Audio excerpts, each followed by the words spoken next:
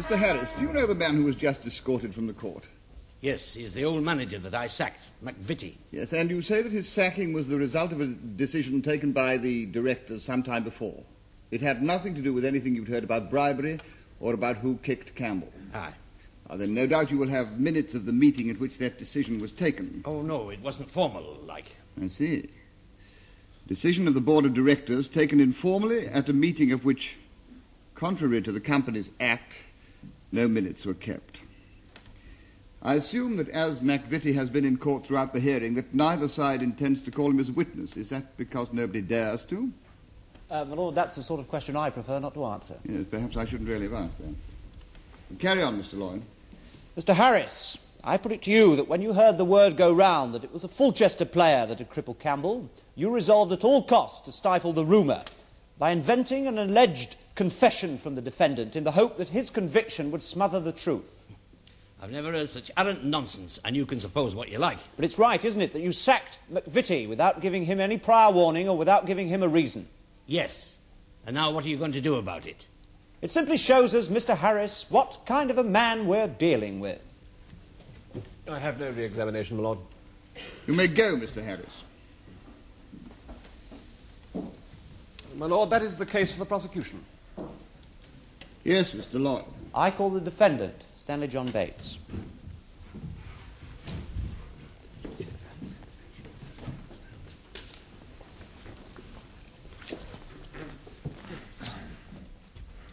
What is your religion? Methodist. Take the book in the right hand and read from the card. I swear by Almighty God that the evidence I shall give shall be the truth, the whole truth, and nothing but the truth. You are Stanley John Bates. You live at 43 Aylesbury Crescent, Porthampton, and you're employed as a professional footballer by Porthampton City Football Club. Yes, sir. Now, Mr. Bates, how would you describe your tactical role in the Porthampton team? I'm what's called a stopper, on the left side of the field. For the match in question, were you detailed to mark Arnold Campbell specifically? No, only if he came across on the left. Campbell used to wander all over the field, you see. How long have you been a professional footballer? 16 years. And during all that time, have you ever tried to deliberately injure an opponent? Never. Now, I'd like you to tell the court, in your own words, what you recall of the incident in which Arnold Campbell was injured. Well, we were standing behind the Porthampton defence wall waiting for the free kick to be taken. When the whistle went, he got up in the air and so did I. We were shoulder to shoulder. You weren't behind him, as the prosecution have mentioned? Definitely not. Go on. Well, the ball never came over. Did you see Campbell fall to the ground? Well, I didn't really notice at the time. I didn't fall and I ran off to clear the ball. When he was in the air, did you push him, as has been suggested? No, sir. So you're saying that immediately you touched the ground, you ran off following the play? Yeah, that's right. I ran off after the ball. Then the whistle went and all hell broke loose. A couple of the Fulchester players came after me and tried to land one on me. I didn't really understand why until I looked back and I saw Campbell on the deck. Then finally the ref called me over and gave me my marching orders. He sent you off? Yeah, that's right. Did you protest? Well, I did at first, yeah. Then you accepted the referee's decision? Well, of course, my lord. Then what did you do?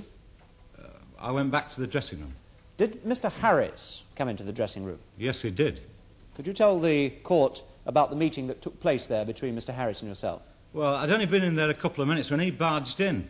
He called me a lot of names, and he said, did I realise what he'd done to his superstar, as he called him? I told him I was very sorry about what had happened, but it got nothing to do with me, because I hadn't touched Campbell. So Mr. Harris's story that you admitted kicking him is untrue? I'm afraid so.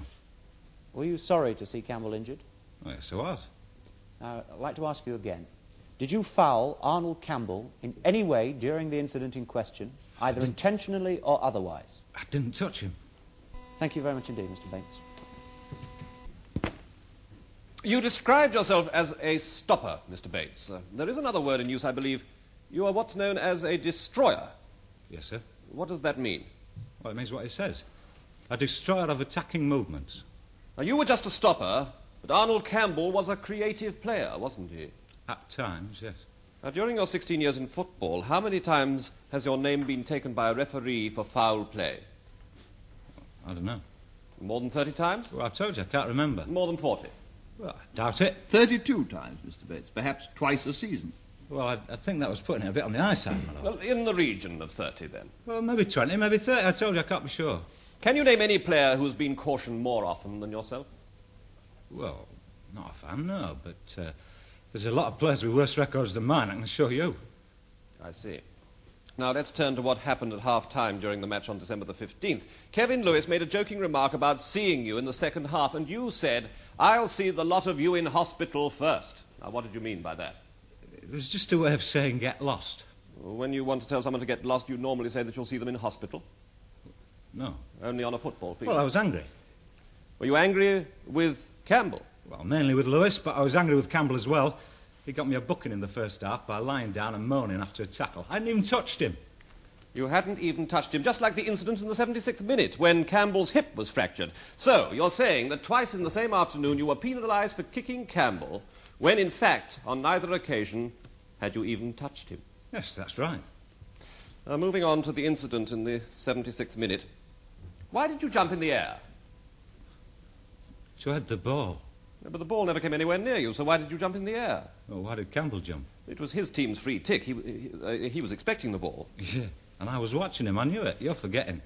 I'm a professional. No, Mr. Bates, I'm not forgetting that, I assure you. Now, you would have us believe, if I understand you right, that when Campbell fell to the ground, you were in no way responsible. Yeah, that's right. Well, then how do you explain it? Well, it's not my job to explain it. Well, nevertheless, you were next door to him, and as a professional... Look, if you really want to know, I think Campbell took a dive. Took a dive? Fell down on purpose, Mr. Logan. Thank you, my lord. Why should he do that? Well, the usual reason. To make it look as if I pushed him so that he'd get a penalty. Oh, really, Mr. Bates, you'll have to do better than that. Your own counsel has claimed that Campbell took a bribe to lose the match for his own team. Now, I ask you, if that were so, would he at the same time try to win them the match by gaining penalties? Well, look, quite honestly, I don't believe that Campbell was taking bribes. I mean, he didn't need to. He had everything going for him as it was. And if he simply took a dive, how did he come to have a broken hip? Don't ask me. I ran after the ball. Someone must have kicked him. Well, someone must have, but it wasn't me. How old are you, Mr. Bates? I'm 33, sir. Arnold Campbell is 22, isn't he? As I've said, in September he'd played for Young England. Now, you were nearly picked for England once, weren't you? That's right. But while he was at the start of a promising career, you were at the end of yours, aren't you? I wasn't jealous of him, that's what you mean. Look, all this stuff about a duel between Campbell and me, it's all nonsense. It's just made up by the press. You did know, didn't you, that he called you Fanny Bates? Yeah? And you resented it? Look, I'm a married man with 2 children. I've been playing football a long time. That sort of thing, it just doesn't worry me. Well, you're really saying that? Yes. Like water off a duck's back, eh? Yeah, I suppose so. But you will accept that the press story of a feud between you had some basis in it, wouldn't you? Insofar as Campbell felt constrained to call you Fanny Bates. Yeah, I don't know what his reasons were for saying that. You wouldn't agree, then, that there'd been any rivalry when you met in those 6 matches in the last 2 years? Rivalry, yes. But no needle, not on my part. Now, you've also got the name Chopper Bates, haven't you? Look, I'm a hard player, but I try to play it clean. You mean you never deliberately hurt anybody, but you're not frightened of a collision when you're going after the ball, eh? Yeah. Thank you, my lord. I'm sorry to interrupt, Mr. Logan. I just thought I'd like to clear up that point for the benefit of the jury. I'm grateful to your lordship. I'm beginning to realise that those who know a little about football rush in when angels fear to tread. I am, my lord, of course, referring to people like myself. I trust you are, Mr. Logan. Shall we get on?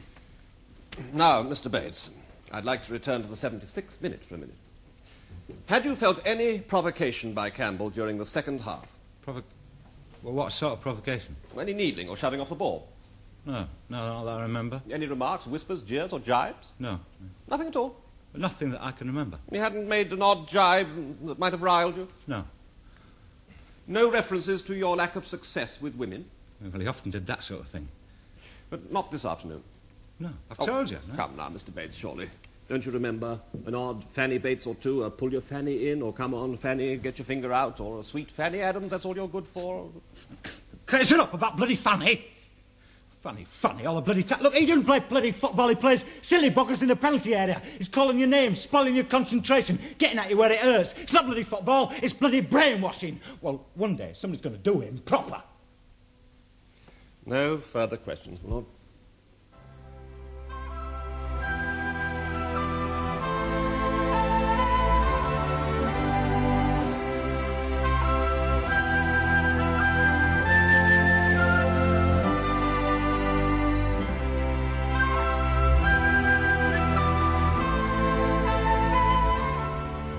The case of the Queen against Bates will be resumed tomorrow in the Crown Court.